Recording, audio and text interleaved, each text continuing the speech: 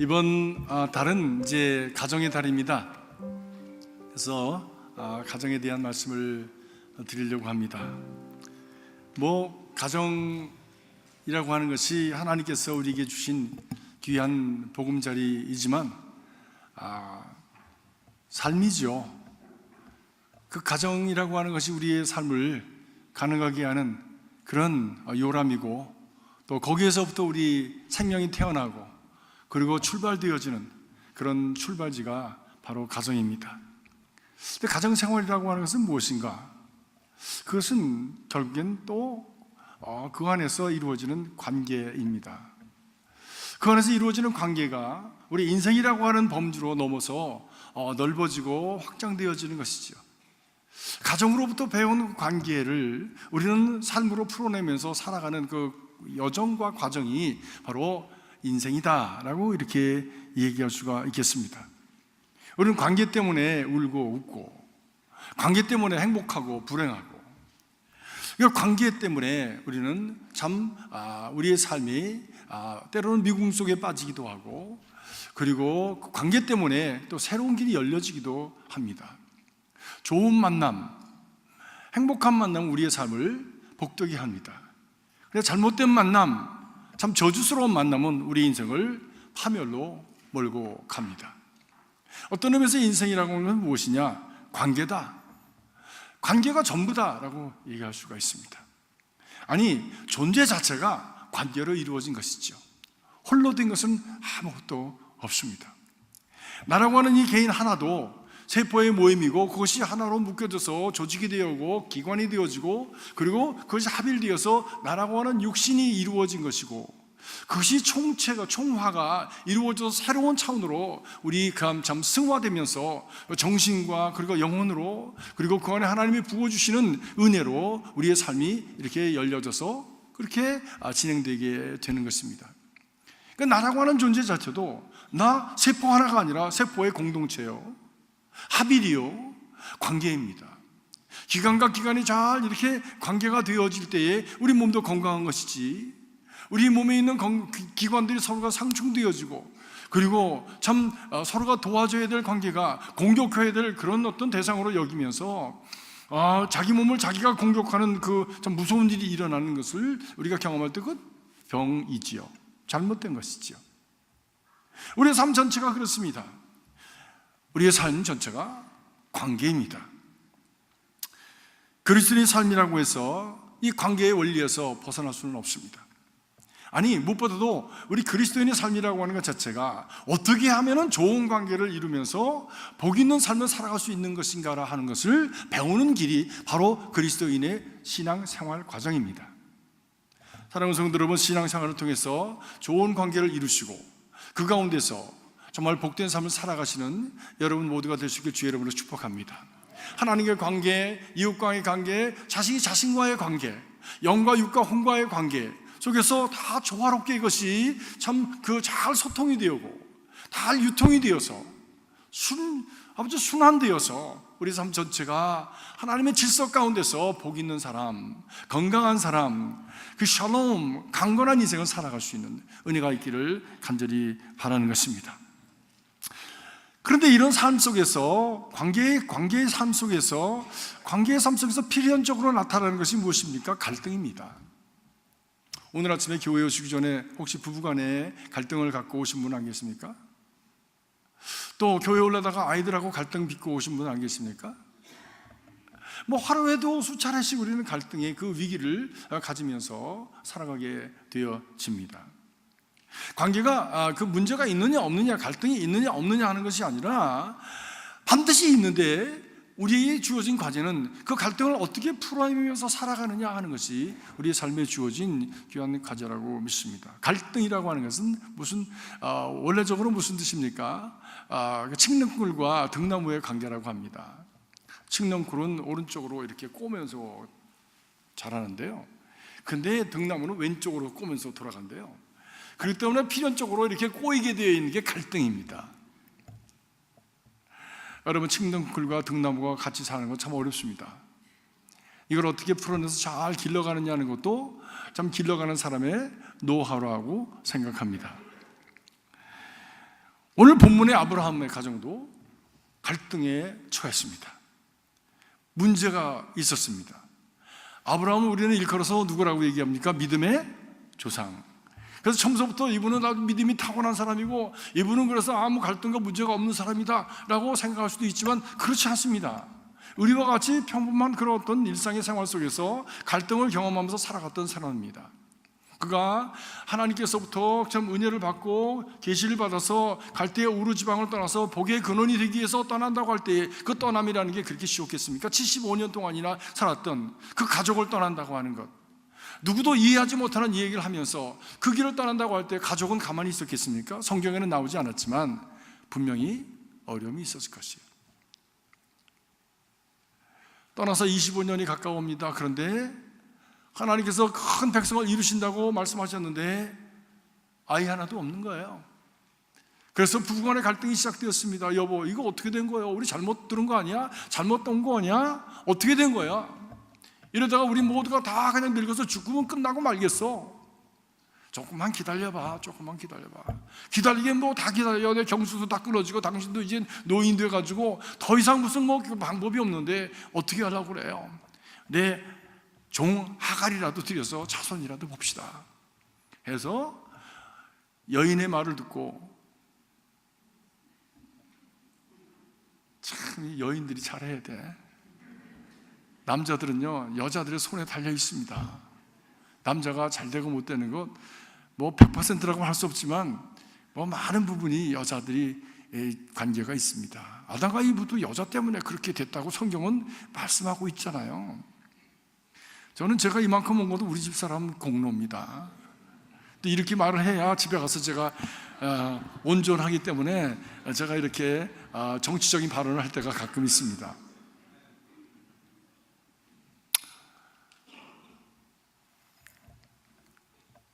그렇게 해서 하갈을 들였으면 집안이 편안해야 되는데 하갈이 아기를 베고, 그리고 참 이제 배가 불러오면서 점점 자기 여주인을 무시하기 시작한 거예요. 그래서 누구하고 갈등이 생겼습니까?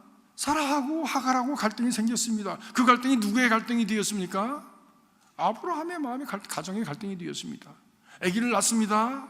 애들이 바깥에서 뛰어노는 과정 속에서 그만 그 가운데 또 그 이삭이 태어났습니다. 이삭과 그리고 이스마엘이 같이 노는 동안에 이삭이 무실당하고 어려움을 당했습니다. 애들 싸움이 어른 싸움이 됐습니다. 결국에는 집안에 누구를 쫓아냈습니까? 하갈을 쫓아냈습니다. 이런 갈등의 연속이 뭔가 해결한 것 같은데 그것이 또 다른 갈등의 빌미가 되어지고, 해결했는데 또 다른 갈등의 빌미가 되어지는 연속적인 삶을 살았던 사람, 그 사람도 아브라함이었어요. 갈등이 없었던 사람이 아닙니다. 이 갈등을 어떻게 풀어내고 어떻게 갔는지, 걸어갔는지에 대한 것을 우리가 살펴보면서 거기에서 우리가 교훈을 얻게 되어지는 것이지요. 오늘 본문에도 아브라함의 가정이 갈등이 생겼습니다. 갈대 우르 지방을 잘 떠났습니다.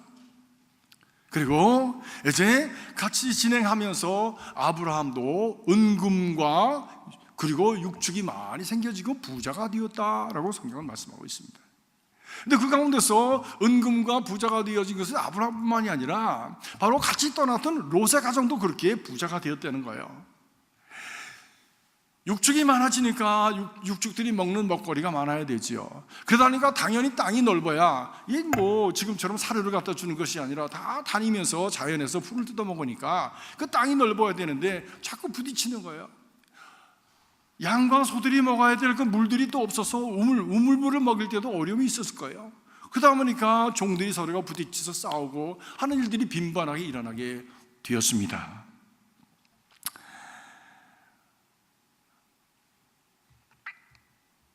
풍요해지면서 부자가 되면서 더 문제가 생긴 거예요.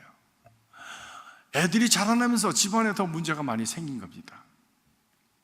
저희 집도 이민 1974년 이민 와서 75년도부터 LA 와서 저희가 지내게 되었는데, 그 75년도에 저희 그 아버님의 동생, 저희 작은 아버님 댁이 월남이 망하는 과정 속에서 그만 이민 가야 되겠다, 한국에 어려움을 당할 것 같다 해서 이민을 갑자기 오시게 되었습니다. 근데 가실 데가 없으니까 저희가 살고 있던 바로 그 아파트 3046 로즈우드 애버뉴, 로스앤젤레스 캘리포니아, 그 투베드룸 아파트, 화장실 2개 있는 아파트에 오시게 되었어요. 그렇지 않아도 모든 사람들이 다 집안 식구가 다 어른인데, 아버지, 어머니, 저희 3형제가 다 어른인데, 투베드룸 속에서 사는 것도 번거로운데 4식구가 또 한꺼번에 왔습니다. 그래서 그냥 얼마나 힘이 들었는지 몰라요. 아침에 일어나면 제일 힘들어. 다 화장실 가야 되는데 화장실이 없는 거야. 그래서 그냥 배를 잡고 동동 구르면서 그냥 아주 어렵게 지냈습니다. 그러나 뭐 자동차도 준비해야죠, 아파트도 준비해야죠, 미국도 모르죠, 뭘 해도 뭐 다 픽업 해드려야죠. 이런 과정 속에서 처음에는 굉장히 반가웠어요. 근데 한 몇 주 지나니까 그다음에 불편해지는 거야. 한 달쯤 지내니까 아우, 딴 데 나가시지 왜 여기서 그렇게 지금 버티시나, 그런 생각을 했어요. 그리고 한 2달쯤 지내니까 그냥 뭐 집안에서 다니는 것도 힘들어, 부딪히고 그냥 계속해서 일어나니까 안 되겠다, 분가하자 해서 가까운 곳에 아파트를 얻어서 분가하게 되었습니다. 분가가 쉽습니까? 앞뒤로다가 뒷받침 해야죠. 또 지금 내는 돈 또 준비해야죠. 또 뭐 어디서 애들 학교 보내는지 이런 것도 정해야죠. 뭐 이런 것 저런 것이 다 복잡한 그런 것이 과정이었지 않습니까? 또 결국 그런 어떤 그 텐션 가운데서 분가를 하게 되었죠. 그 결과는 잘 됐겠습니까? 안 됐겠습니까? 그냥 추측만 해보세요. 잘 됐습니다. 참 이게 헤어지는 것이 어려웠지만 두 집이 다 잘 된 거야. 다 잘 된 거야. 아브라함의 가정도 바로 그런 텐션 가운데, 갈등 가운데 있게 되어준 것이죠. 그런데 아브라함은 이것을 어떻게 해결해냈느냐라고 하는 것입니다. 아브라함 어떻게 해결했느냐? 오늘 말씀을 주시에서 보니까 아브라함이 먼저 롯에게 찾아갔습니다.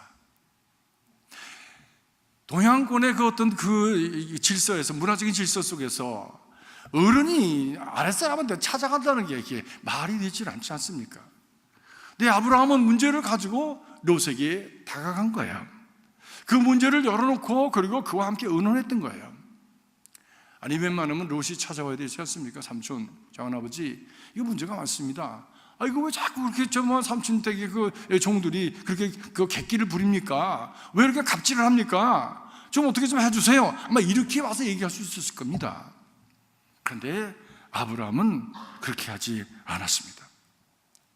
문제를 얘기하되 그냥 얘기하지 않았습니다. 지혜롭게 그것을 풀어갔습니다. 우리에게 그런 지혜가 있기를 주님의 이름으로 축복합니다. 먼저 다가가는 지혜.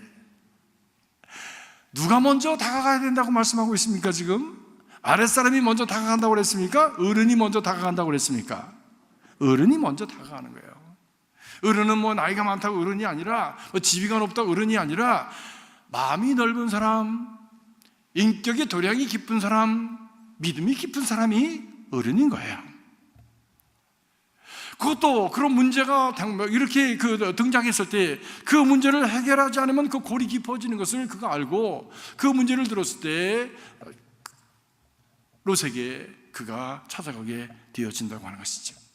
먼저 찾아간다고 하는 것, 자기의 입장과 자기의 지위를 내려놓고 먼저 내려가서 찾아간다고 하는 것, 이건 쉽지 않습니다. 쉽지 않습니다. 왜냐하면 별거 아닌 자존심 때문입니다. 주춤거리다가 기회를 놓치고 자꾸 시간이 가고 그러다 보면 에이 그만두지 뭐 라고 하다 보면 그 문제의 골은 점점 더 깊어지게 마는 것입니다. 그러나 성숙한 사람은 먼저 다가갈 수 있는 사람입니다.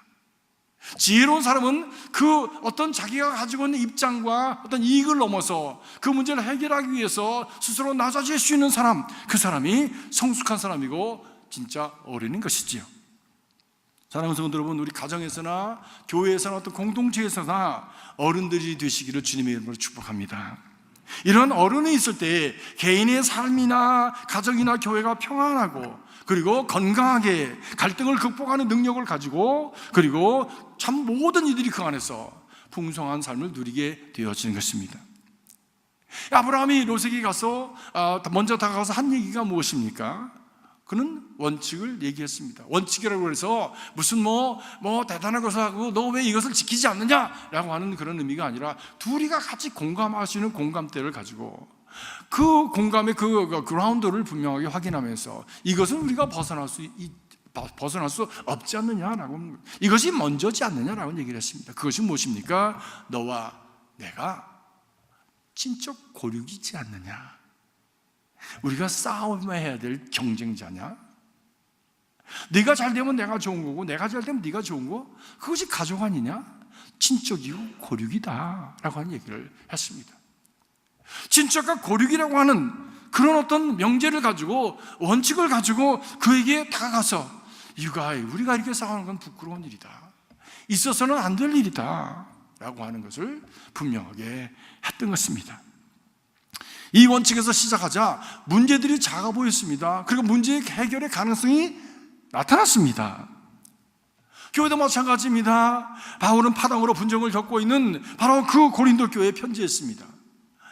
방언이 제일이다, 통변이 제일이다, 치유하는 은사가 제일이다, 예언하는 은사가 제일이다, 서로가 자기가 받은 은사가 제일이라고 하고, 내가 누구에게 은혜를 받았다라고, 바울이 제일이야, 아볼로가 제일이야, 하면서 예수가 제일이야 하면서 서로가 자기의 어떤 그 신앙의 노선을 주장하면서 이것이 가장 좋은 것이라고 주장하는 고집투성이의 그 고린도 교인들에게 참 잘했다, 참 좋은 것이다, 그러나 그것보다 더 귀한 것이 있다, 더 원리적인 것이 있다, 더 원칙적인 것이 있다. 그것이 뭐냐? 그것이 바로 사랑이다.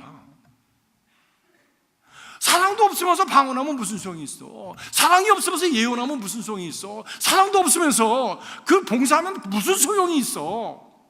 그건 다 헛것이다. 그거 다 사라지는 거야. 그러나 사랑은 변하지 아니하고 그리고 사라지지 않은 영원한 것이니 바로 이것을 붙들어야 되지 않겠느냐 라고 그들에게 가르침을 주었던 것입니다. 신앙생활의 결정적인 원칙, 원리인 사랑, 이 사랑을 말씀하면서 고린도 교회를 교육하고 고린도 교회를 이 사도 바울께서 다스리셨던 것이죠.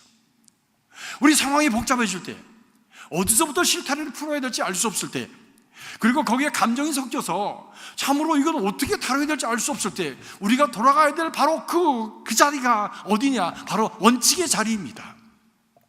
원칙으로 돌아가면 거기서부터 풀려지는 단초가 나타나기 시작하는 것입니다. 제가 목회를 처음 배웠던 목사님 그런 말씀을 하셨어요.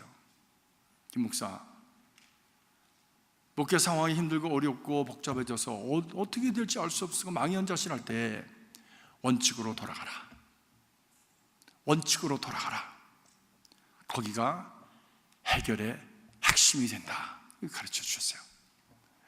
근데 두고두고 목회를 하면서 관계 속에서 모든 것에서 돌아볼 때 그것은 참 진리였습니다. 참 진리였습니다. 오늘 아브라함도 바로 그 원칙에 의해서 한 가족이고 친척이고 고륙이다, 우리는 사랑의 관계로 맺혀져야 될 존재들이라고 하는 것을 확인하면서 다가갈 때에 거기에 그 문제를 풀어낼 수 있는 길이 열려지게 되었던 것입니다. 사랑으로 하나 되어야 될 사람이라는 것을 증명되어질 때에 그것이 바로 믿는 사람이라고 하는 그런 증거가 되어지는 것입니다. 문제를 다루는 우리 방법이 우리는 세상 사람들과 달라야 하는 것이지요. 세상 사람들은 신앙인들이 문제를 어떤 방법으로 풀어가는가라고 하는 것을 주변에서 보고 있습니다. 주시해서 보고 있습니다. 놀라운 것은요, 지난번 우리 교회 동성애 때문에 특별총회를 하지 않았습니까? 특별총회의 결정이 딱 나자 연합감리교회가 전통주의를 고소하기로 결정되었습니다. 딱 결정을 하자 5분 후에 CNN에서 TV 나왔어요. 그리고 잠시 후에 뉴욕 타임즈에 기사가 났습니다. 이미 다 써놨던 거예요. 여러 가지 시나리오를 가상을 해서 다 써놨던 거예요. 연합감리교회가 이렇게 갈 것이다. 왜? 연합감리교회가 그냥 보통 교회가 아닙니다. 여러분, 힐러리 클린턴이 감리교회인인 거 아시죠? 네. 그랬었어요. 또 남편 되는 클린턴 대통령이 베프티스트였는데 힐러리가 워낙 이렇게 세니까 이 여자가 잘해야 된다니까 워낙 세니까 감리교로 기울어져 버렸어요. 그리고 그 교회에 나가면서 목사님의 설교가 너무 좋아가지고 목사님, 제가 목사님이 하시는 설교가 너무 좋은데 이 목사님의 설교를 제가 대통령 이렇게 저렇게 연설할 때 제가 인용해도 되겠습니까? 라고 허락을 받고 그분의 말씀을 많이 인용을 했다는 겁니다. 참 우리 교회, 우리 연합감리교회, 감리교회 참 좋은 교회입니다. 동성애만 빼놓고.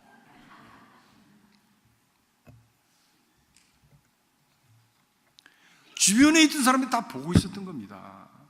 지금도 마찬가지입니다.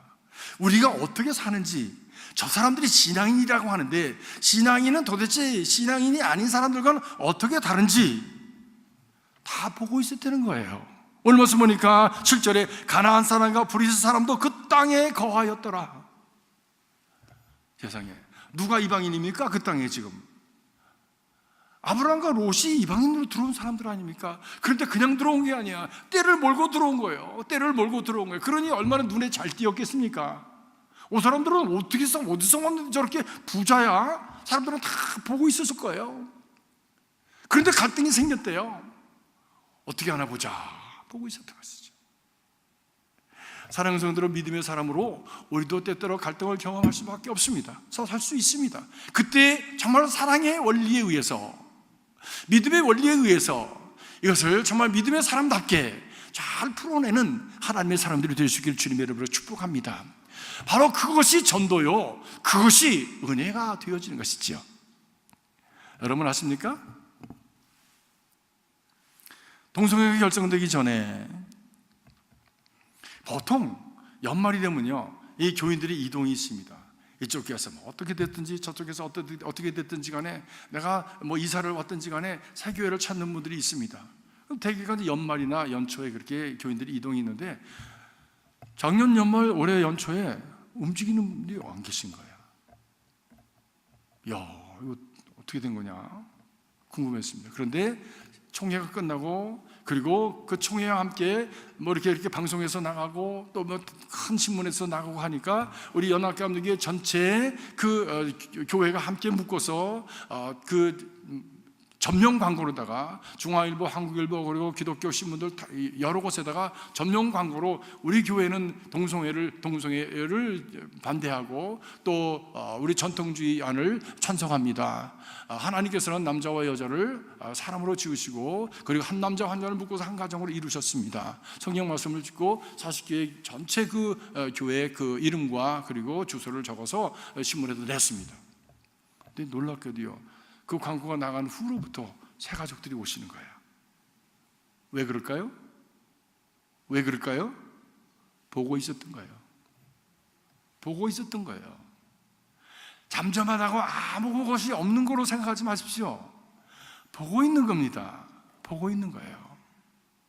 그냥 우리가 사는 것 자체가 증인이 되는 거예요. 증거가 되는 거예요. 그렇기 때문에 이것은 굉장히 무서운 일입니다.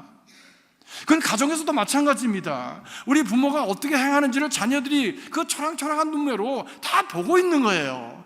잠잠하다고요? 아니요. 보고 있는 바로 그 사건으로 말미암아 그 아이들의 뇌리에 잠재의식 속에 그 부모가 행한 그런 모든 것들이 잠재해 있다가 그리고 어느 순간에 그것이 튀어나오는 거야. 어느 순간에 오늘 우리 손자가 저를 보고 이놈의 새끼야 그러더라고. 깜짝 놀랐어요. 아니 이놈의 자식이 내가 이런 말을 한 적이 없는데 할아버지 보고서 이놈의 새끼야 그러는 거예요. 근데 왜 그랬냐? 그래서 부모한테 물어봤지. 엄마한테 물어봤어요. 야 엄마야, 너 얘가 이런 말을 어디서 배웠냐 그랬더니 엄마가 귀여우니까 아유 이놈의 자식 그런 거야. 너 그거 들어가지고 요 안에 들어있다가 어느 순간에 경우가 맞는 때에 딱 나타나니까 이놈의 새끼야. 조그만 눈을 가지고 다 보고 있는 거예요. 무서운 겁니다. 아마 그것은 그 아이의 평생에 갈지 몰라.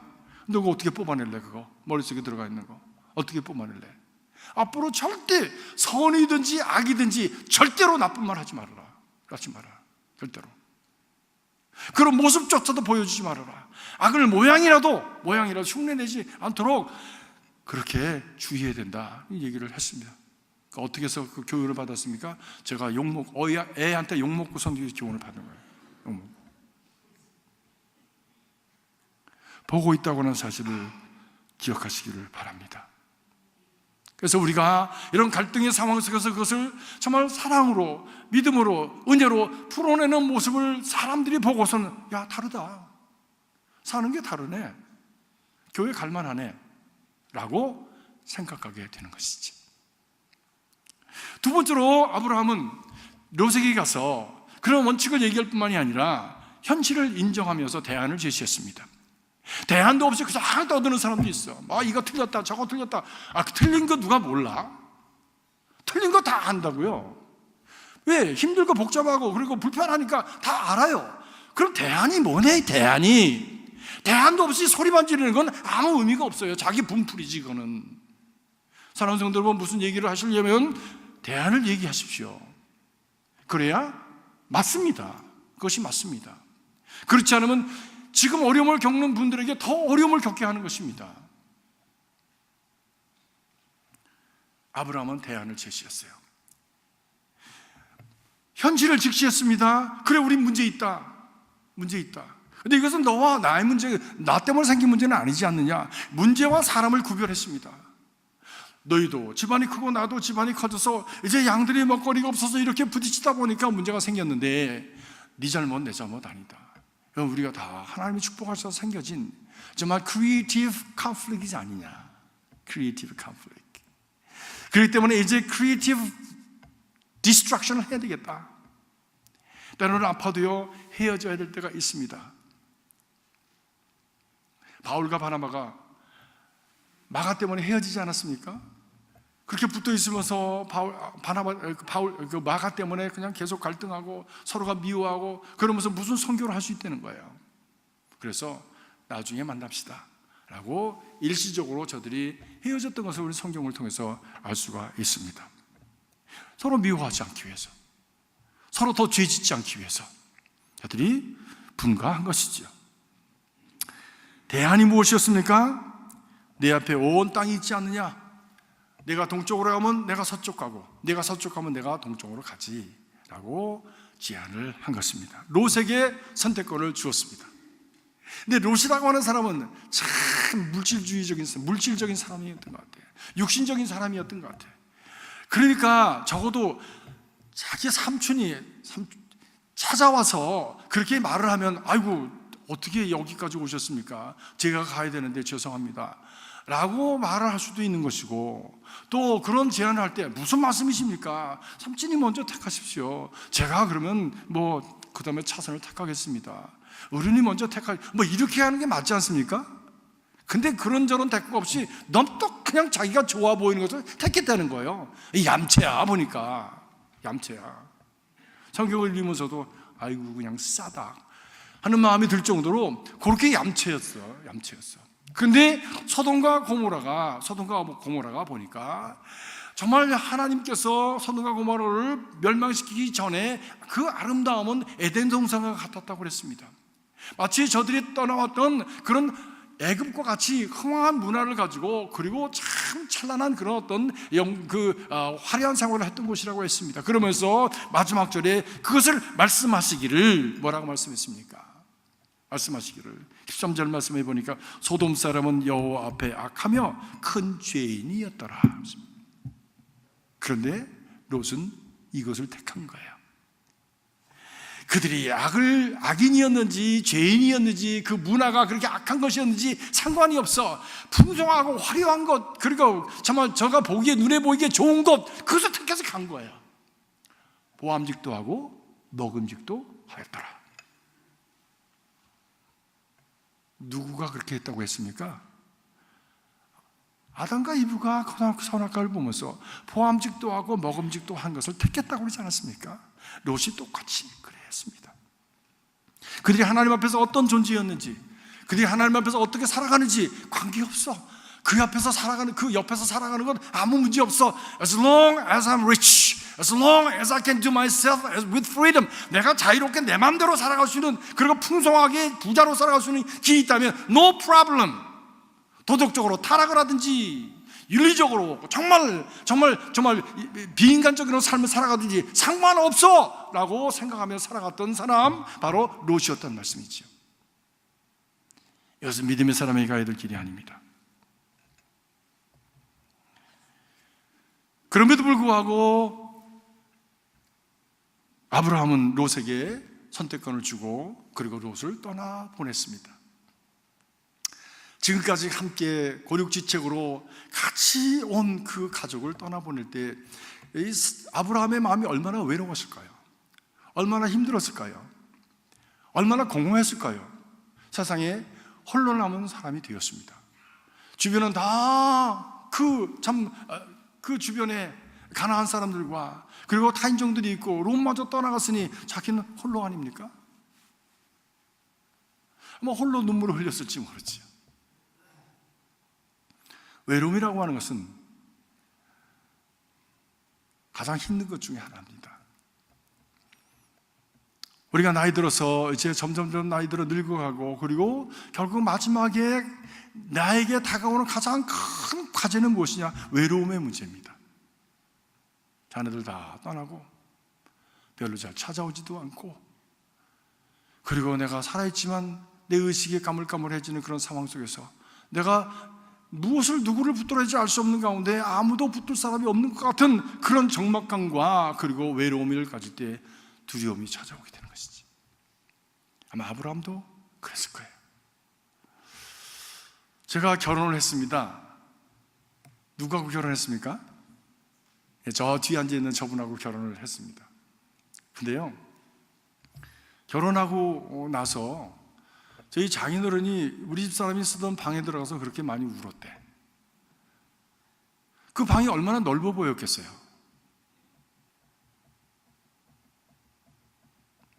근데 지금 멀리 간 게 아니에요. 장가 가서 제일 첫날 밤을 어디서 잤느냐? 장인댁에서 잤어요.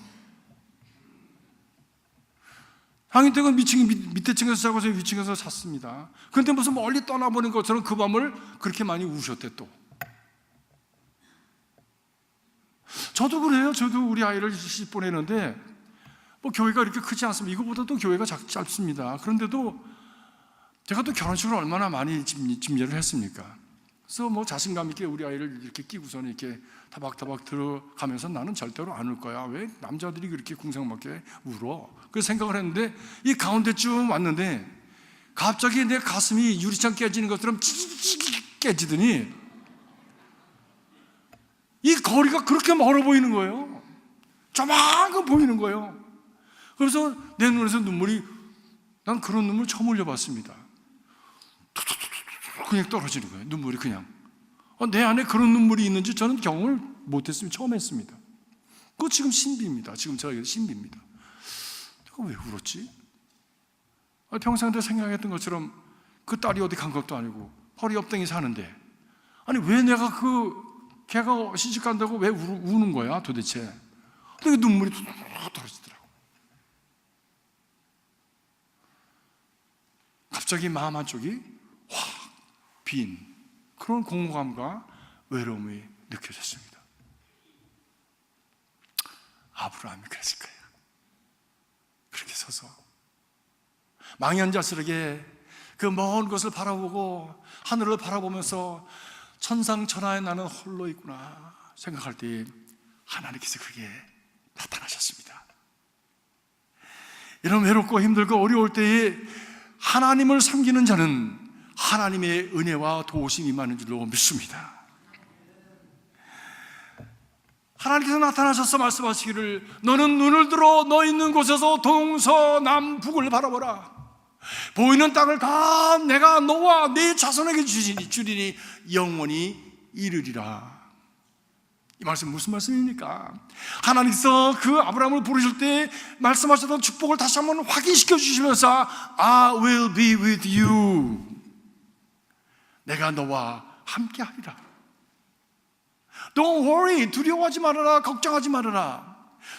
외로워하지 말아라. I'll be with you till the end of the earth. 땅 끝까지 내가 너와 함께 하리라 말씀하시는 것입니다. 저 말씀을 잘 보세요. 너희 있는 곳에서 동서남북을 바라보라. 보이는 땅을 내가 너와 네 자손에게 주리니 지금 보이는 땅을 바라보면서 누가 떠나갔습니까? 누가 떠나갔습니까? 롯이 떠나갔습니다. 근데 아브라함의 눈에도 그 소돔과 고모라 땅이 보입니다. 다시 말하면 마지막에 결국에는 소돔과 고모라 땅도 아브라함에게 주실 하나님의 은혜를 말씀하십니다. 겉으로 육의 눈으로 볼 때에는 그 소돔과 고모라 땅을 롯이 취한 것 같지만 그러나 결국 그것까지도 내가 내게 줄 거야. 왜? 아브라함은 믿음으로 택했기 때문에, 하나님의 그 축복의 섭리 가운데 있는 자이기 때문에. 정말 그렇게 됐지요. 아브라함은 그렇게 얌체 같은 롯을 미워하지 않았습니다. 그를 위해서 기도했습니다. 그를 축복했습니다. 그리고 소돔과 고모라 땅을 멸하시라고 할 때에 하나님 앞에 기도했습니다. 50명이면 40명이면 30명이면 10명이면 되겠습니까? 그런데도 그 의인 10명이 없어서 소돔과 고모라 땅은 망했지만, 그러나 롯의 가족을 구원을 해내는 바로 그 아브라함의 영향력, 아브라함의 믿음의 능력이 바로 그들의 가정을 구원해내는 역사를 이루게 되었던 것이죠. 아브라함은 떠난 것 같았지만 여전히 아브라함의 영향력 아래 있었다고 하는 것입니다. 사랑하는 성도 여러분, 이런 영적인 영향력을, 믿음의 영향력을 갖는 저와 여러분이 되시길 주님 여러분 축복합니다. 그런데 어떻게 그렇게 할 수 있었나요? 어떻게 그렇게 할 수 있었나요? 아브라함이 어떻게 자기의 어떤 그 위상과 그리고 자기가 가져야 될 어떤 기득권을 포기하면서 롯을 보낼 수 있으며 그리고 그것을 결단할 수 있었는가? 그것은 용기입니다. 용기 없는 자는 그렇게 할 수 없습니다.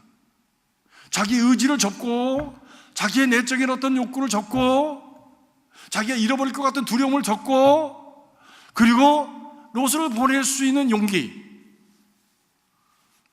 어디서부터 가능한 것입니까? 이것이 바로 믿음으로 가능했던 것입니다. 무엇에 대한 믿음이었습니까? 하나님께서 그게 약속하신 약속에 대한 믿음입니다. 사랑하는 성도 여러분, 하나님의 약속의 하나님이십니다. 내가 내 말을 듣고 본토 친척 아비의 집을 떠나면 내가 너를 복의 근원으로 삼아주고 네 자손으로 하여금 큰 민족을 이루고, 그리고 너를 축복하는 자를 축복하고 너를 저주하는 자를 저주하겠다. 내가 너의 하나님이 될 것이야. 약속하시는 이 약속을 믿는 믿음이 자기의 것을 내려놓고 눈에 보이는 것을 의지하지 않고 하나님의 그 섭리를 의지하는 바로 그 믿음이 눈에 보이는 것을 내려놓을 수 있는 용기를 갖게 되었죠. 그 용기 때문에 더 큰 것을 취할 수 있는 하나님의 은총 가운데 나갈 수 있었던 것입니다.